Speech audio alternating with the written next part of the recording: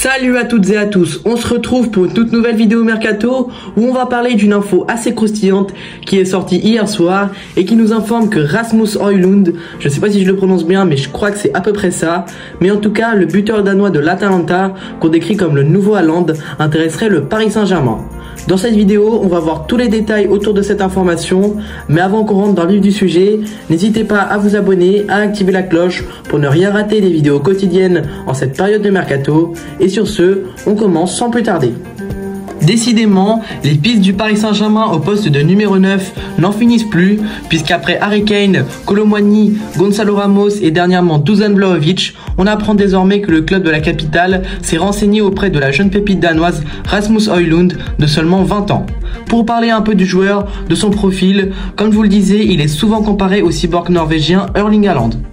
Et c'est vrai qu'il ne manque pas de similitude avec lui, puisqu'il s'agit d'un pur avant-centre gaucher d'1m91, donc il a un bon jeu de tête, un bon sens du but, et il est très intéressant dans la protection de balle, et dans un rôle de pivot, ce qui était pas mal demandé par un certain Kylian Mbappé, mais après, pas sûr du tout que le français sera de la partie la saison prochaine, mais dans tous les cas, ça reste un aspect très intéressant.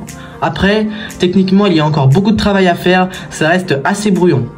Aussi, c'est un joueur qui n'a qu'une seule saison au haut niveau avec l'Atalanta, donc il n'offre pas vraiment de garantie dans des matchs de Champions League par exemple, mais après, son potentiel est indéniable.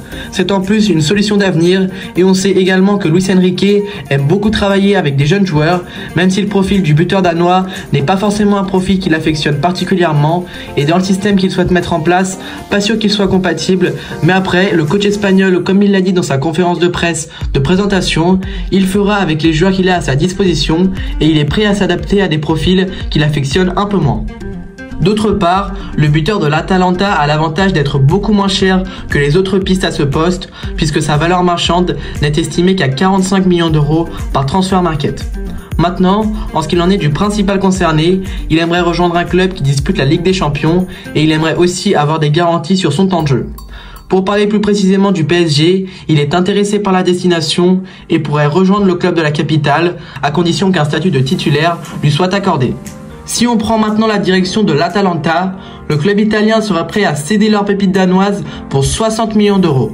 Après, malheureusement pour les derniers champions de France, il y a la concurrence d'un autre cadre européen sur le dossier, qui n'est autre que Manchester United, qui aurait quant à lui déjà entamé des démarches et même soumis plusieurs offres qui ont jusque-là été refusées par l'Atalanta. Et en ce qu'il en est du PSG, a priori il n'y aurait toujours pas de contact ni avec le joueur ni avec son club, donc si du côté du Paris Saint-Germain on souhaite vraiment s'attacher les services de l'international danois, il va falloir rapidement passer à la vitesse supérieure. En tout cas, la question du numéro 9 occupe plus que jamais les esprits de la direction parisienne et on a hâte de voir quel sera finalement le prochain avançant du club. Voilà, je pense que j'ai fait le tour sur cette information.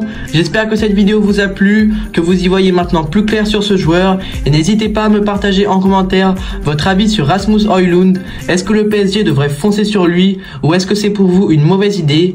Et comme d'habitude, avant de partir, n'hésitez pas à liker cette vidéo, à vous abonner à la chaîne et à activer la cloche de notification. Ça vous prend 5 secondes et ça soutient énormément. Et moi je vous dis à très bientôt pour une nouvelle vidéo. Ciao ciao.